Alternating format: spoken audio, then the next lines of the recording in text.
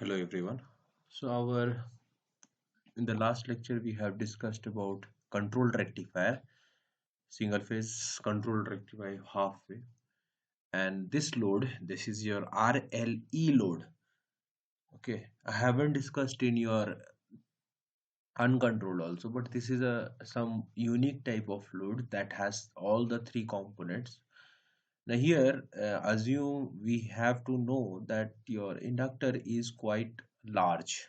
Okay, so when the diode when the SCR is on, what you can write is that Vm sine omega t is equal to I naught of omega t plus R into R plus L d I naught of omega t by dt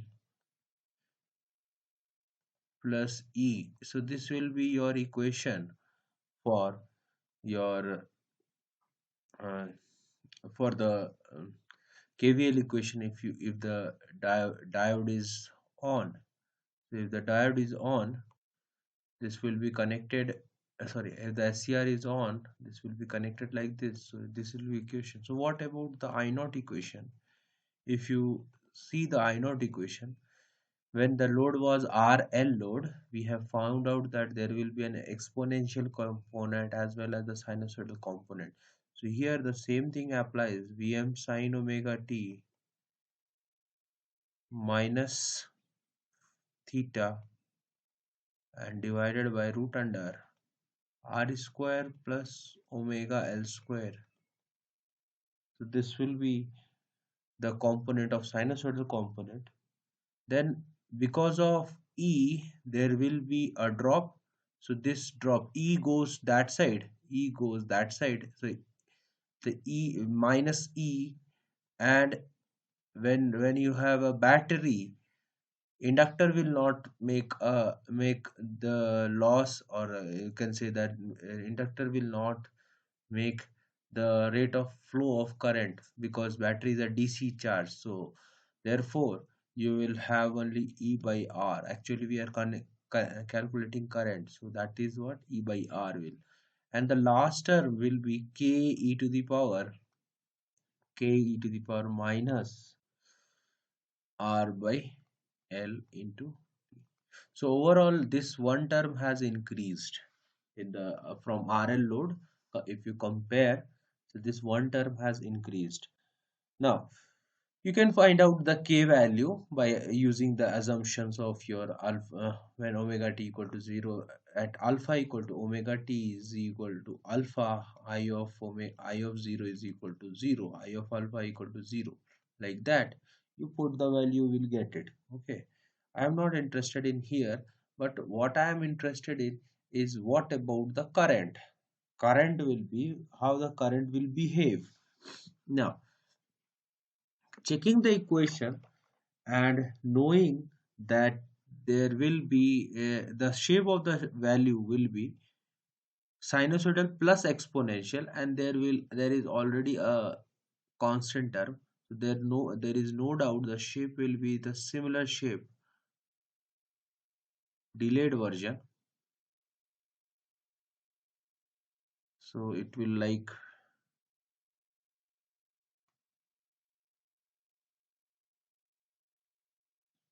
it will go like this. So this is my beta value.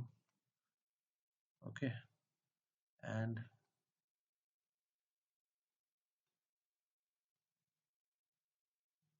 so it attains the peak before your pi, and this is the peak value, and suppose this is a smooth curve. Now talking about your output voltage waveform, if you see the output voltage waveform, so this is my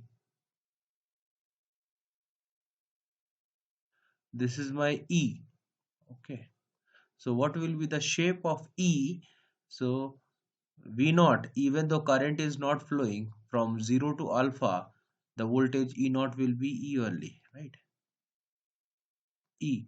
But after alpha,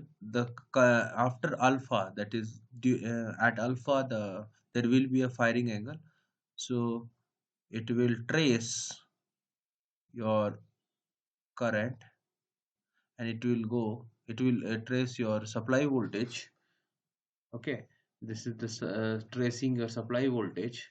And then at here, when you find out that your inductor current is not zero, so it will not come to E again. Okay, it will sorry, here some issue is there.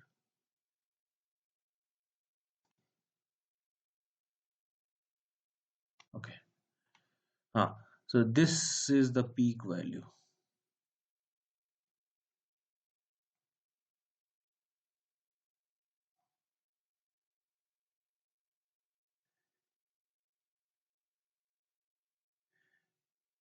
So generally this peak value coincides here. Okay, so what happens that it will follow the path like this, and it will come here. Now, as you know that because of it, because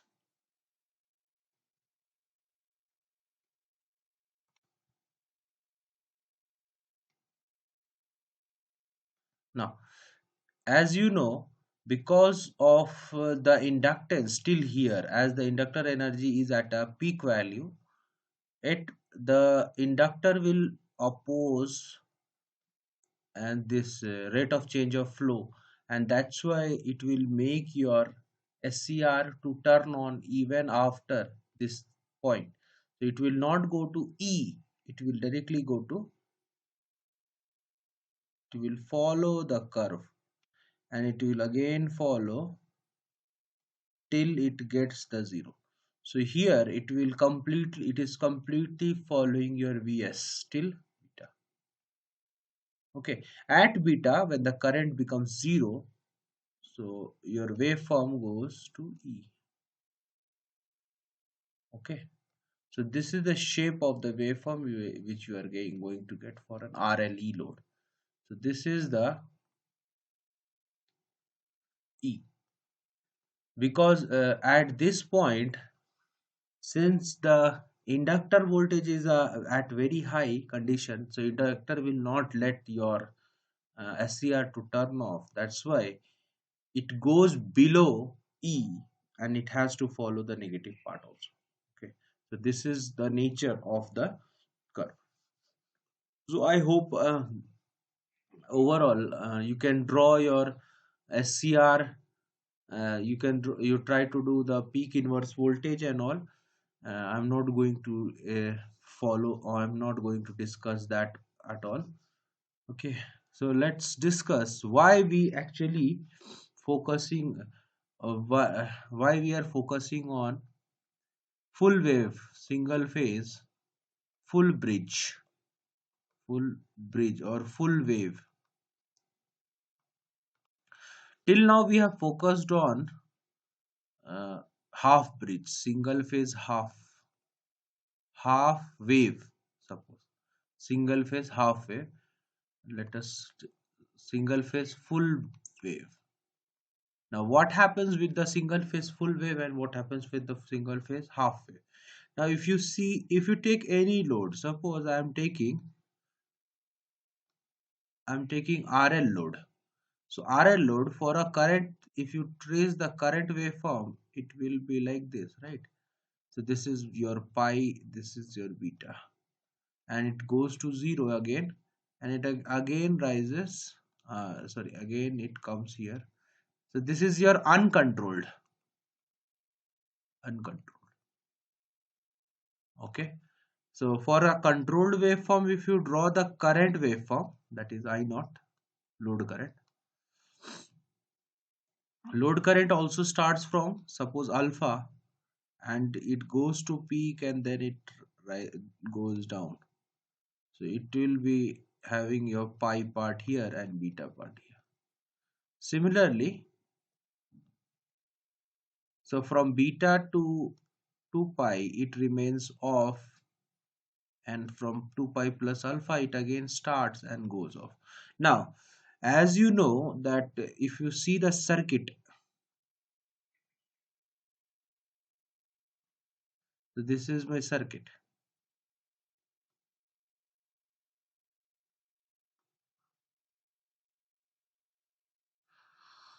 So this circuit, and it is feeding your I naught. This is the supply current. So whenever the diode is on, the Is will be equal to I naught. Okay. And when the diode is off, Is at equal to I naught will be equal to 0. So no current is flowing when the diode is on. D is on, D is off. Okay. Now what happens that your source current is having the shape of the source current will be the same comparatively. Okay. So you can say that the source current is, so the supply is having a shape of this, and then there is a zero part, and then again the supply is having this. So because of this, but actually what happens to the supply? The supply is having a positive part and having a negative part, whether it is current or whether it is voltage. Okay. So if you connect a transformer here, and then this transformer feeds to the supply, and the grid is coming here. So this transformer, what happens to the transformer? Actually your source current is having only DC component. DC component. If you take the Fourier series of this waveform, you will find out that it has only DC component. But this transformer will be able only to supply AC component, fundamental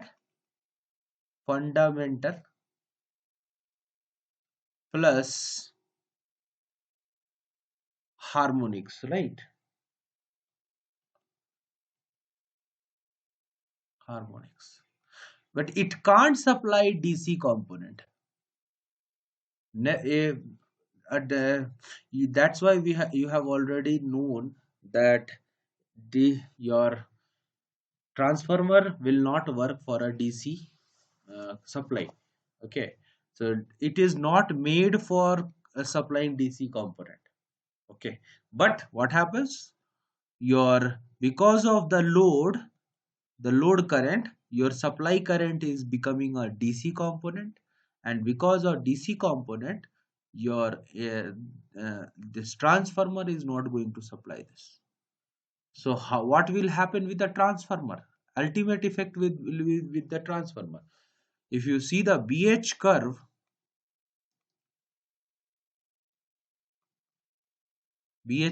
phi B is directly proportional to phi, H is directly proportional to I mu, and here is the BH curve. It reaches to the saturation level. So to supply a DC current, it goes into the deep saturation level. The transformer work as a deep saturation level. What happens with the deep saturation level? During the deep saturation level, magnetizing component of the current will be more. Magnetizing component of the current will be more, and it will saturate your transformer core. Okay, and it will saturate your transformer. Ultimately, the current value, source current value will be very high, and that will leads to that have may have a chance to burn out. Okay, so that is the problem with your half wave rectifier. Half wave rectifier is producing a DC component in the supply. Okay, so what happens with the full wave? Full wave, that if you see the full wave means you will have, this is the supply, suppose this is a pi, this is beta. Okay, controlled, and this is 2 pi.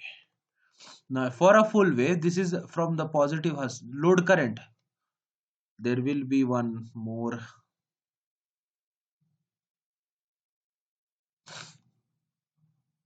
suppose I am using a center tap load.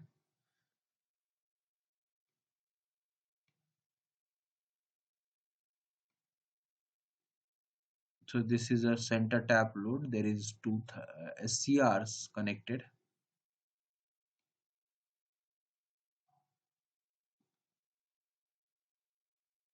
and this is your supply. Okay. So what happens with the full load? That when the positive half cycle comes, this SCR will turn on, and when the negative half cycle comes, this SCR will turn on. So your load current will be like this. So load current will always, when this SCR is turning on, the current will flow like this. And this SCR is coming on, the load current will always be like this. Okay, means it is coming only DC. So it will again reach to the peak value, and then it goes to 0, 2 pi plus beta, and again it goes high and it goes. So this is the load current I naught. What about the source current?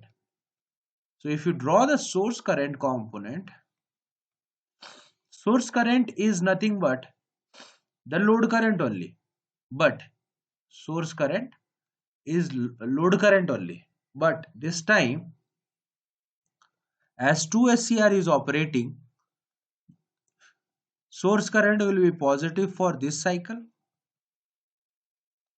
and for this half where the other thyristor is on, the source current will be this, like this.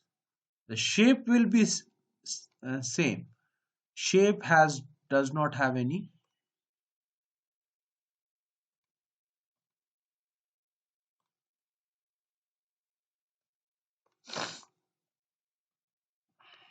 The shape of the waveform will be same. Okay, so this is the source current. Now it has, what happens, it has a, it, the DC component will be 0, because DC is actually the average value. Average value is 0 for a complete one waveform, right? So because the DC is 0, the magnetizing component will not affect your core. The core will not go to saturation. Okay. So that's why it is preferred to have a full wave rectifier rather than a half wave uncontrolled rectifier. Okay. Rather than a half wave uncontrolled or controlled rectifier. So this is one of the important topics which you must know, and later part we will discuss the single phase full wave rectifier.